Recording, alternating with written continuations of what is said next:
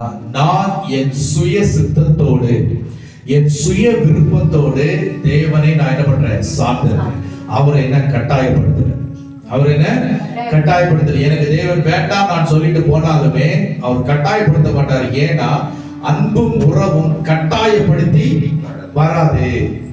அப்ப நான் தேவனை சார்ந்திருக்கிறேன், தேவன் என் மத்தியில வாசமா இருக்கிறார் என்பதை நான் நம்புகிறேன் என்பது நான் சுயமாக எடுத்த முடிவு.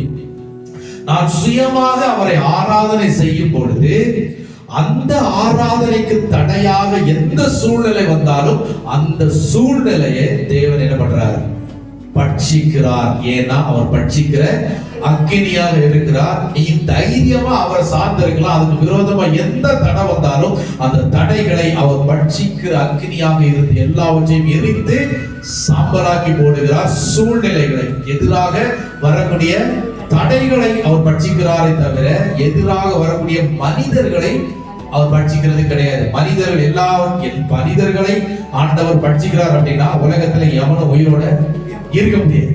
எல்லாரையும் அழிச்சுக்கிட்டே இருக்க வேண்டியதுதான். அப்படி கிடையாது பாருங்க. நம்ம சுய சித்தத்தோடு ஆண்டவரை ஆராதனை செய்யும் பொழுது, ஆராதனை என்பது என்னது? அவரை சார்ந்தது. சுய சித்தத்தோடு அவருக்கு ஆராதனை செய்யும் பொழுது அதற்கு விரோதமாக எழும்புகிற எல்லா தடைகளை அவர் என்ன பண்றார்? பட்சிக்கிற அக்னியா இருந்து அதை பட்சித்து போடுகிறார். அப்படி அவர் பட்சிக்கிற அக்னியா இருக்கிறாரே, தைரியமா என்ன பண்ணு? ஆராதனை செய். கிருபையை பற்றிக்கொள்.